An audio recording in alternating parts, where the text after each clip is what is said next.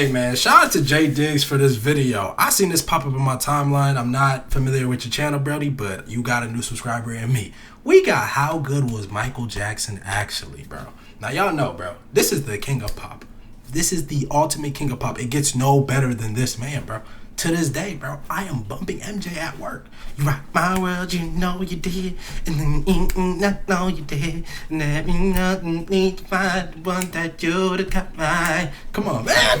Like, this man has hits for days, bro. Every album had a hit on it, bro. Like, there's nobody who's ever gonna be greater than this man, bro. I'm sorry. And I'm a 2002 baby, bro. I will never forget when he passed away, bro. I was maybe like in the 1st or 2nd grade. I remember being in the room. My mom was like breastfeeding my little brother.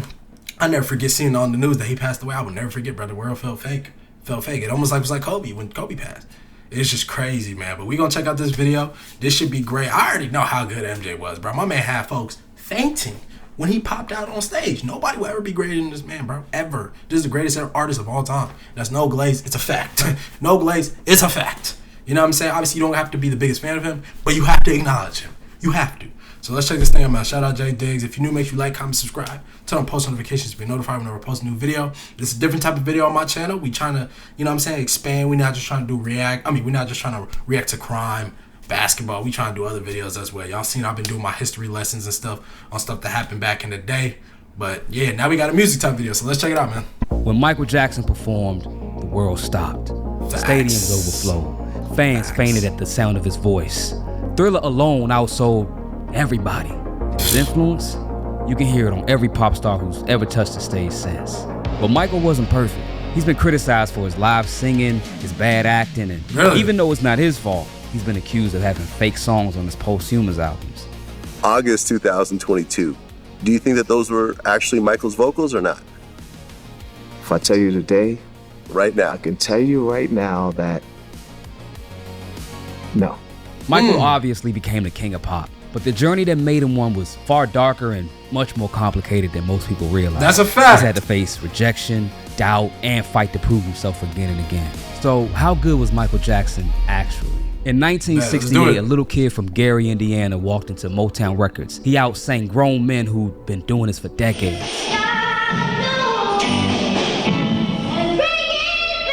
That kid was Michael Jackson. You see, the Jackson 5 weren't just another kid group. They were something else entirely. It's a brotherhood. Barry Gordy, the founder of Motown, he said he'd never seen anything like it. What was it, the first time you saw the Jackson family, when Michael Jackson came in, what were your first impressions when you saw them perform in front of you? Well, I was floored. When I saw them perform, I was really floored. Diana Ross introduced him to America on the Hollywood Palace in 1969. And Michael, the tiny kid with an afro bigger than his whole body, he grabbed the mic like he'd been performing for 50 years. Jeez. But the part people don't always think about is, while other kids were learning multiplication tables, Michael was learning choreography. While they were playing tag at recess, he was in the studio until 3 a.m. Actually, you're becoming like a stage addict. I really am. Like when there are off days and there is no show, I'm up at night dancing just to sing. It's really strange. Because I'm an addict. I can't help it. Joe Jackson didn't believe in childhood. He believed in perfection. You got it. Through this thing right here, or if you're black, you're probably familiar with the switch. Yeah, I was about to say, Joe had the branches. I'll never forget when my mom first told me that. He was using branches to beat you. Branches to beat me is crazy, dog. Branches to beat me, bro. You gotta call Child Protective Services, bro. You have to. Branches, nigga. Like, I got beat growing up, bro. Y'all can already see through my personality. Like, I probably was a wild kid, bro. Branches, though, I ain't never experienced that. What's the craziest thing I got beat with? The craziest thing I got beat was probably a hanger. I never got beat with nothing crazy. My dad's hands were strong enough for me. I ain't gonna lie to y'all. I mean, you know, you got the typical, especially if you're African, you got the typical stuff like the wooden spoon they used to cook soup and stew and all that shit like that. But a branch? No, bro. I ain't never get that one. That's actually wild. Michael would later say he was so terrified of his father that he'd vomit when he saw him coming. Now think about that. A kid so scared of his dad that he'd get physically sick. But that same kid would walk on stage and command an audience of thousands of people. By 1970, the Jackson 5 had 4 consecutive #1 hits. I Want You Back, ABC, The Love You Save, I'll Be There. No group had ever I'll done Be that There was before. fire. Michael was 11 years old singing about love and heart. I'll be there. I'll be... Bro, I wanted to be Michael Jackson so bad growing up. Heartbreak in a way that would make grown women cry. It's in the movie. But the thing is, it gets complicated because that success came with a price. Every interview, every photo shoot, Berry Gordy's team would remind him, you're not children, you're professionals. Michael couldn't make friends his own age. He couldn't go to school dances. He couldn't even hardly go outside without causing a riot. He later talked about staring out hotel windows, watching kids play in the park, just watching. Michael just wanted to be normal. But the thing is, he wasn't normal. You see, he was talented, but not just talented, he was absolutely obsessed with music. Who did you start listening to get your kind of singing style? James Brown. I said James Brown and Sammy Davis Jr. because I like the kind of things they do, like fast music. Look at young Mike. Well, I do most of his dancing on stage, and I just like the way Sammy sings. And the music was incredible, but behind every perfect performance, there was a child who had been hit for missing a step. Behind every smile, it was a kid who didn't know what it was to just be a kid. By 1979, Michael was 21 and desperate to prove something. The Jackson 5 had left. Girl, close your eyes, let the rhythm get into. Oh, bro, this nigga's the GOAT, bro. Left Motown and became the Jacksons. But Michael, he wanted more. He needed more. My name is James Phillips. I'd like to know, first of all, how do you feel being up there alone, and are you gonna make appearances by yourself? My man I'm stuttering. doing this because these are solo songs for my album, and they put them on the Jackson 5 album. Now enter Quincy Jones, the man who'd worked with everyone from Quincy Frank Sinatra Jones to Count Basie. When Quincy agreed to produce Michael's solo album, people thought it was weird. A jazz legend working with a former child star to make pop and disco music. But it was a match made in heaven. Facts. Quincy and Mike, they also worked together on the movie The Wiz. The Wiz. A year later, they dropped off the wall. Wow.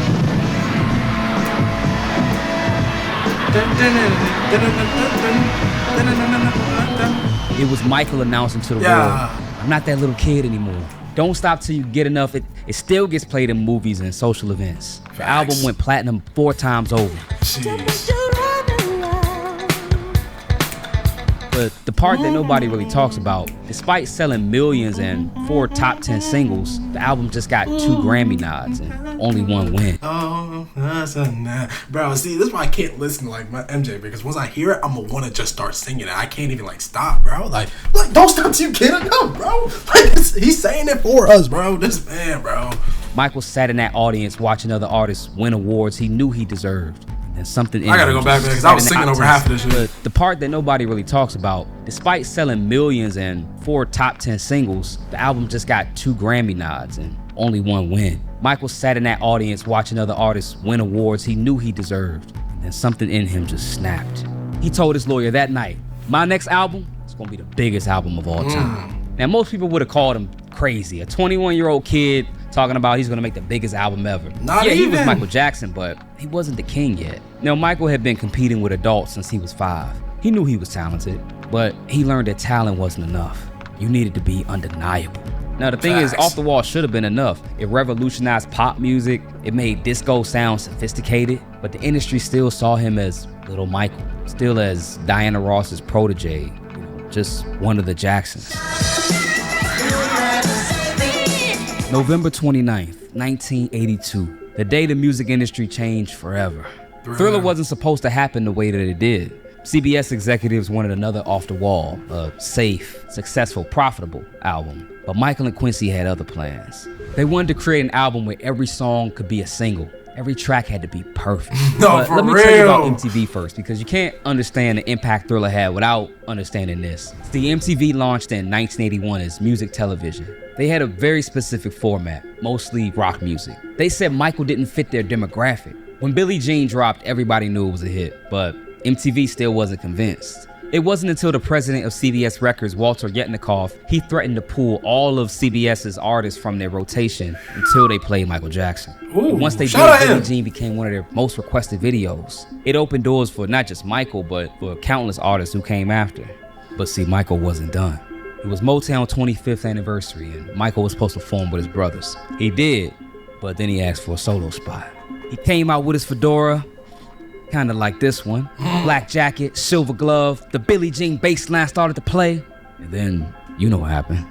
But Michael still wasn't done changing history.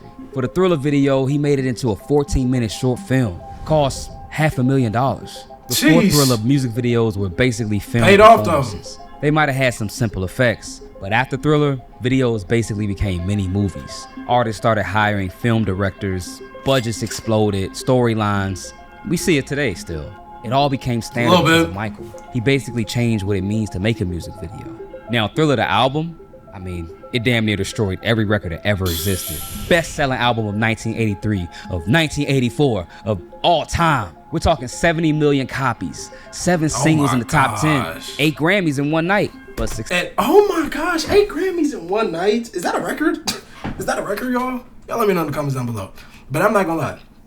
Him and Quincy definitely absolutely cooked when it came to making an album that was like full of all singles. That's what I try to do now with my music. I know a lot of y'all not tapped in or whatever, but if you don't know, your boy make music. You know what I'm saying? Like, I don't drop as much no more because y'all know I'm grinding on my content stuff, but I'll be making music behind the scenes and stuff like that. But when it comes to me making an album or a mixtape or something, I try to make it all singles because I want every single song to be it. I want every single song to be a hit. I don't want like some mid songs, some cool songs, and then you got the 2 or 3 that are like really hits. Not every song gotta be a hit, bro. Every song gotta be a hit. Shout out to MJ, because I never even knew MJ was like thinking like that. I thought he was just that nice. You know what I mean? Where every song was just a hit.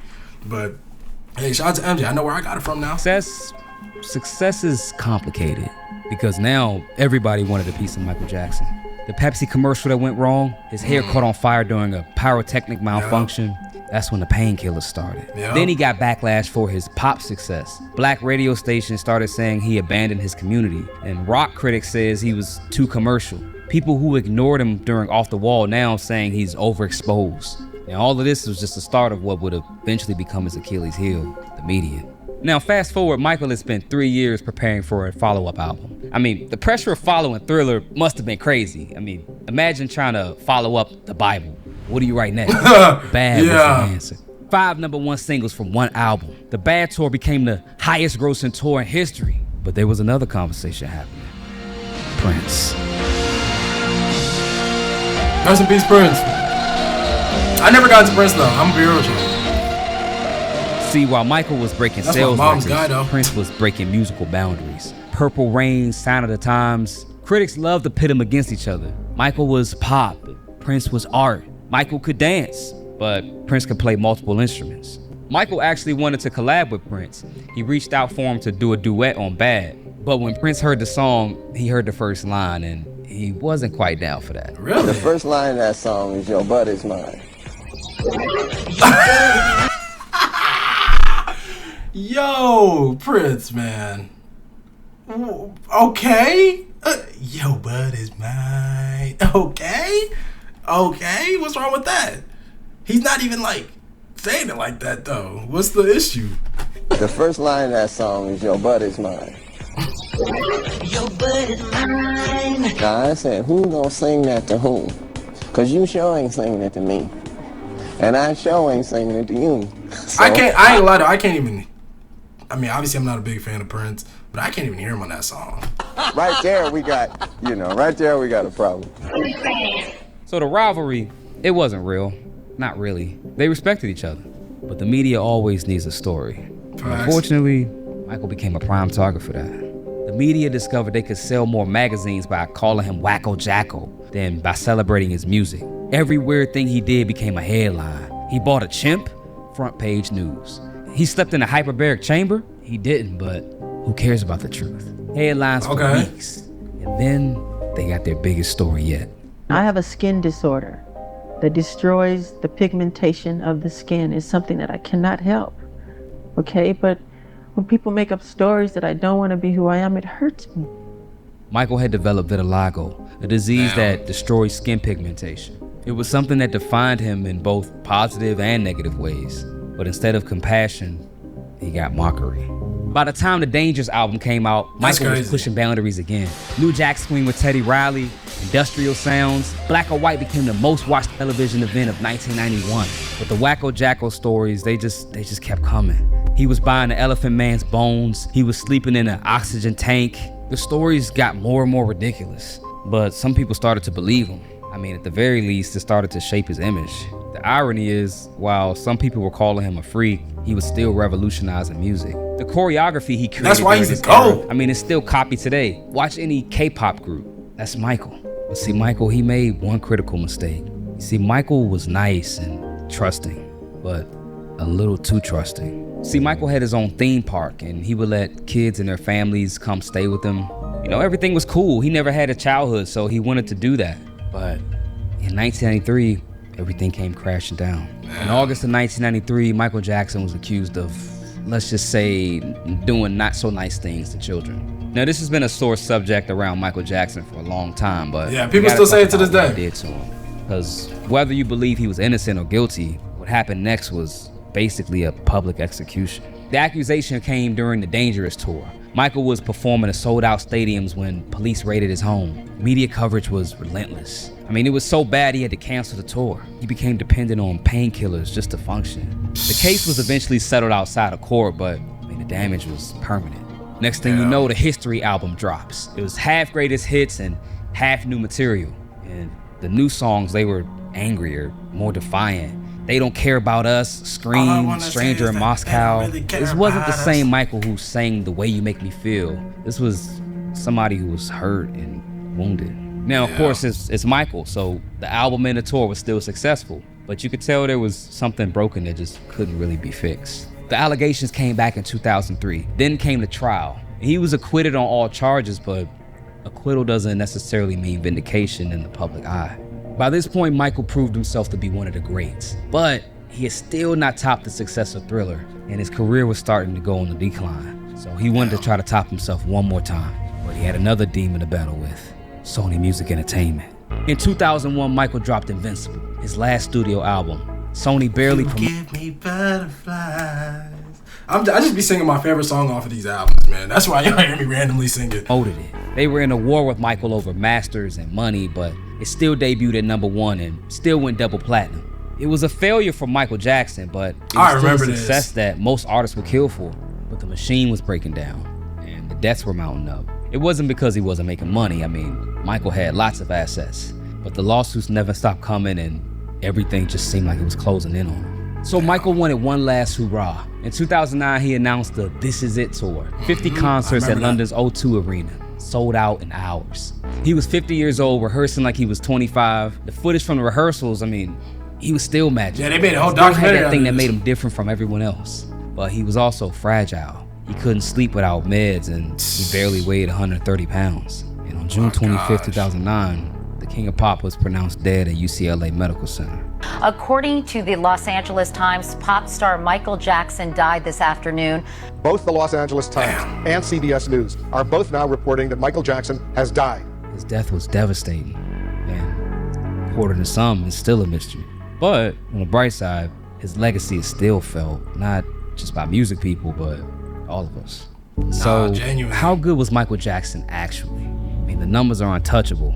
Over 1 billion records sold, 13 Grammy wins, 39 Guinness World Records. Thriller alone has sold more than most artists' entire careers combined. Jeez. But numbers, they don't quite capture it. Not really. Watch Beyonce perform. That's Michael. Watch Bruno Mars, Michael, The Weeknd, Justin Timberlake, Usher, Chris Brown, all of them. I mean, they're all trying to copy what he had. Even the K-pop groups, BTS, they're walking through doors that Michael opened. He changed what it meant to be a pop star. Before Michael, pop stars, they sang songs, but after, Bee Gees. I mean, they created whole worlds around their albums and different eras. Music videos weren't just promotional tools, they became art. He changed the game for concerts. I mean, he even changed the whole landscape of MTV. A black kid from Gary, Indiana became the biggest star on the planet. He made music that transcended language, race, culture, everything. Was he perfect? No. Of course not. I mean, he didn't play instruments as good as Prince, and on his live shows, his voice got strained and he didn't sound as good as the record. Michael's impact was way bigger than music. Michael Jackson had his childhood stolen, had his appearance mocked, his reputation destroyed, his every move criticized. He never I don't got know why that he did that comeback. though. Never got that final victory lap where the world just celebrated him. But maybe that's what makes his greatness even more remarkable. He never stopped trying to give everything he had to heal the world through his music. At your concerts, there are hundreds of people in the audience yelling, Michael, Michael. What do you feel like? When they're all holding hands and everybody's rocking and all colors of people are there, all races, and it's the most wonderful thing. Now, Michael was so good that 15 years later after his death, pop stars are still chasing what he achieved. I have a video about how every modern artist, possibly your favorite artist, is still copying Michael. Damn, man. Rest in peace to the greatest of all time, man. Rest in peace, man. And it's a fact, bro. Everybody's taking little bits and pieces of MJ. Folks have been doing this since he been here. You know what I mean? But shout out to MJ. Shout out to Jay, too. Shout out to you, bro. Shout out to you. I like your channel. Definitely going to be tapping in with more stuff. Let me know if y'all rocked with this content. Let me know if y'all rocked with this video. Let me know what's your favorite MJ song, man. I don't know, man. My favorite MJ. That's just tough, man. It's tough. He got too many hits for me to have one definite song that I'm like, yeah, it's this.